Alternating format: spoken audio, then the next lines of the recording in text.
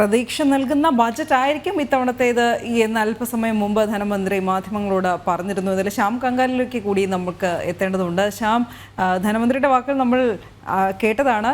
എന്തായാലും പ്രതീക്ഷ നൽകുന്ന ഒരു ബജറ്റ്, എല്ലാ മേഖലകളെയും തൃപ്തിപ്പെടുത്തുന്ന ബജറ്റ് എന്നൊക്കെ അദ്ദേഹം പറയുന്നുണ്ട്. പക്ഷേ അദ്ദേഹം തന്നെയാണ് കഴിഞ്ഞ ദിവസം പറഞ്ഞത് രൂക്ഷമായ സാമ്പത്തിക പ്രതിസന്ധി, മാന്ത്രിക വടിയൊന്നുമില്ല, എന്ത് ചെയ്യും എന്നുള്ളൊരു നിസ്സഹായ അവസ്ഥയും അദ്ദേഹം തന്നെയാണ് പ്രകടിപ്പിച്ചിരുന്നത്.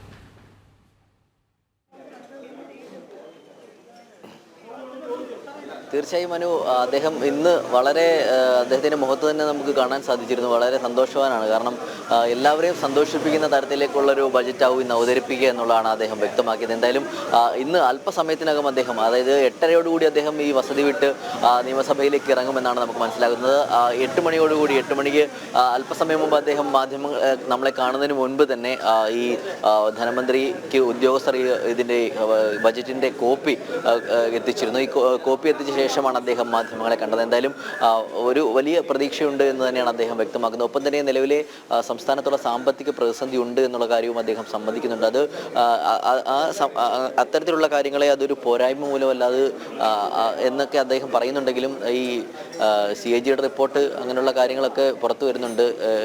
ഇന്ത്യയിലെ തന്നെ 5 സംസ്ഥാനങ്ങളുടെ പട്ടിക എടുക്കുമ്പോൾ മിസ്മാനേജ്മെൻറ്റിൻ്റെ കൂട്ടത്തിൽ കേരളവും ഉണ്ട് എന്നുള്ളതാണ് നമുക്ക് വളരെ ആശങ്കാജനകമായിട്ടൊരു കാര്യം. എന്തായാലും അതിലേക്കൊന്നും നമ്മൾ ഇപ്പോൾ കിടക്കുന്നില്ല. എന്തായാലും ഈ ബജറ്റുമായി ബന്ധപ്പെട്ട കാര്യങ്ങളാണ് ഇന്ന്. ജനങ്ങൾക്ക് ഉപകാരപ്രദമായിട്ടുള്ള കാര്യങ്ങൾ ഉണ്ടാകും.